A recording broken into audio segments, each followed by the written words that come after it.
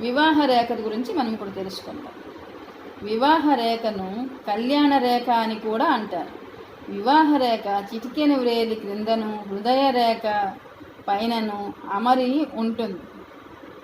అది ఆకారంలో చాలా చిన్న రేఖ. వివాహ రేఖ చిటికెన వేలి క్రింద వంపు లేకుండా సూటిగాను శుద్ధంగాను ఉంటే తన మనస్సుకు నచ్చిన భార్యను వివాహమాడుతాడు. కుటుంబంలో భార్యాభర్తలను అన్యోన్నతని కూడా ఈ రేఖ చక్కగా తెలుపుతుంది. వివాహ రేఖ క్రింది వైపుకు ఉన్నటువంటి వారికి భార్య సౌఖ్యం చాలా తక్కువ.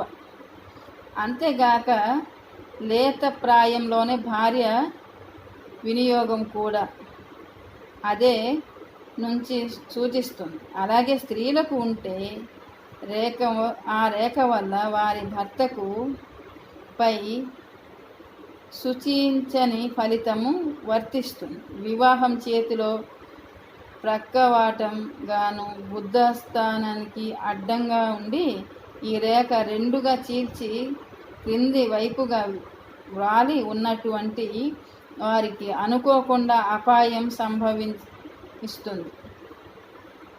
ఒక చిన్న రేఖ వివాహ రేఖకు తోడుగా ఆ రేఖను అనుకోని వేడితే భార్య భర్తలకు వారికి సంబంధించిన వారి ద్వారా సానుభూతి ఆదరణ లభిస్తుంది.